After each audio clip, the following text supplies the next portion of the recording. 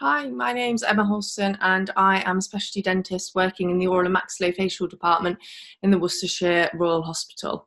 And I want to present to you my work on the quality of the preoperative intravenous sedation assessment for patients attending the oral surgery department, with thanks to Mira Thackett and Kieran McVeigh, my colleagues.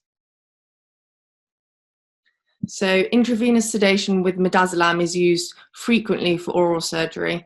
It's a useful pharmacological adjunct for allowing long or complex oral surgery appointments to be completed with good patient compliance. It's helpful in treating anxious patients or medically compromised patients. It's a single drug sedation where the dentist acts as both the sedationist and the operator, and the midazolam is titrated to the patient's response. The midazolam causes central nervous system depression, enabling treatment to be carried out, but during which verbal contact with the patient is maintained.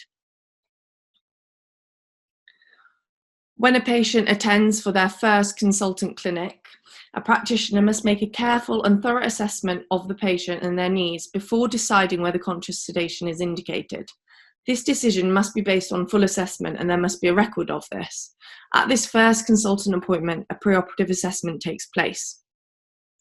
Following this, the patient attends their second appointment where they undergo the minor oral surgery treatment with intravenous sedation in a secondary care outpatient department on a day case basis.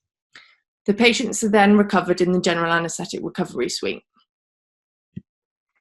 There are two key guidelines which are important for any dentist providing treatment with sedation. And this is the standards for conscious sedation in the provision of dental care by the Intercollegiate Advisory Committee for Sedation in Dentistry, and the conscious sedation in dentistry clinical guidance provided by the Scottish Dental Clinical Effectiveness Programme. And both of these documents clearly detail the importance of a thorough preoperative assessment to determine patients' suitability for sedation and establish a treatment plan in order to minimize risks and provide treatment safely. Medical history should always be recorded, and this is to ensure patients can safely have intravenous sedation. For example, a patient with poorly controlled COPD wouldn't be a suitable candidate.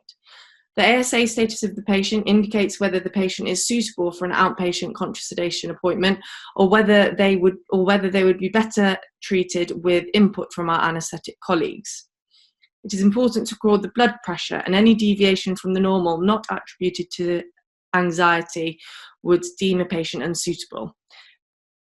Finally, the BMI and weight should be recorded, as a high BMI may pose an increased risk of airway obstruction or lead to more difficult venous access. It is gold standard to consent patients at the preoperative assessment and for all routine appointments, and this allows patients the opportunity to consider all information provided at the consultant appointment. This is further backed up by the General Dental Council that says that patients should be given a reasonable amount of time to consider information relating to their treatment. Patients should also be given written information regarding what to expect at the preoperative appointment. So the aims and objectives of this two-cycle audit were to review and improve the quality of the intravenous sedation preoperative assessment within a secondary care oral and maxillofacial department. I looked at clinical records for evidence of the intravenous sedation assessment and whether they recorded medical history, blood pressure, weight and BMI, and ASA, alongside further information such as whether the patient had been given written instructions or whether consent had been gained. For sample 1, all patients seen for oral surgery with IV sedation in 2017 were included, and this was 40 patients. For cycle 2, the last 6 months of patients seen for oral surgery with intravenous sedation prior to the pandemic were included, and this was 50 patients. The gold standard was that for 100% of patients, the medical history, ASA, blood pressure, and BMI or weight should have been recorded. And for cycle 1, this was only 25% of patients. For cycle 2, there was a marginal improvement to 48%, but still suboptimum. Following cycle 1, there was education of team members on the importance of assessing and recording physiological parameters. Departmental guidelines were updated to aid in assessment and listing of patients for intravenous sedation. And finally, booking forms which contained record of the physiological parameters were not routinely retained. And once the patient had been added to a waiting list, these were disposed of. So this was a simple change that we could make after cycle 1, that these booking forms actually got retained within the patient's clinical records. Here's an example of that booking form. And as you can see, it acts as a very useful aid memoir for clinicians adding patients to the waiting list. You can see that we've got a record of the patient assessment with the important physiological parameters, a comment about venous access, the treatment plan, and also the relevant medical history at the bottom. Unfortunately, despite implementation that these booking forms should be scanned onto the patient's records following addition to the waiting list, still after cycle 2, just above half of the patients had record of this within their notes. And so this was something that needed to be improved.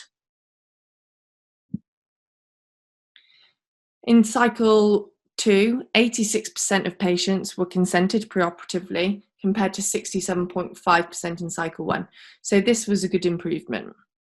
Written information was given to patients in 80% of the cases in cycle 2 compared to 27.5% in cycle 1. This information is important as it contains information regarding what to expect before, during and after sedation, as well as the benefits, risks and alternatives. There are clear instructions that provide practical information such as the responsibilities of the escort before and after, risks and complications which may occur post-operatively, analgesia advice, and restrictions on post-sedation and information on restrictions on post-sedation activities, such as the avoidance of looking after young children or signing important documents for the next 24 hours. The reason for sedation was recorded in 88% of cases in cycle 2 compared to 40% in cycle 1. This is important as we want to ensure our decision for conscious sedation is justified and suitable. As clinicians, we want to adopt a principle of minimal intervention, and thus the simplest and safest effective technique should be used, which would always be local anaesthetic alone, and thus if we're going to deviate from that, it needs to be recorded.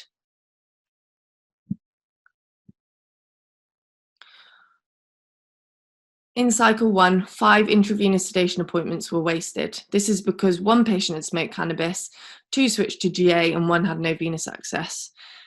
In cycle 2, 7 intravenous sedation appointments were wasted. This is because 1 had no childcare arrangements, 1 smoked cannabis, 1 was on dialysis, and 1 was breastfeeding. If we look here, the social history was only recorded in 32% in cycle 1 compared to 86% in cycle 2. And actually, it may be that if a better social history had been taken, we might have been able to avoid these patients that were unable to have their appointments due to having smoked cannabis. It could be that the patients had never been informed about that, or maybe we'd never discovered that during our consultation with the patient. The patients who were breastfeeding or did not have childcare arrangements potentially might not have been given the relevant information at the preoperative appointment. So this slide reflects whether our preoperative assessment is effective and whether the patients are really being given the information that they need. So to conclude, our record keeping within the department of the preoperative assessment has improved and patients are being better informed of what to expect. We are consenting the majority of patients preoperatively, but not all the time, and this is not compliant with the standards. Unfortunately, the booking forms are still not routinely retained, and this is something that needs to be disseminated to the whole administrative team and everyone involved in making these lists go ahead. I think the intravenous sedation information leaflets need updating as the previous slide suggested. Some patients potentially weren't given the information that they needed. And finally, I think a further re-audit is required.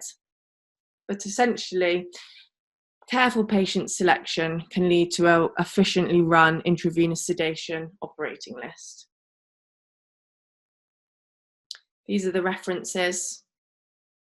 And finally, if you have any questions, then I would be happy to answer them via email. And thank you for listening.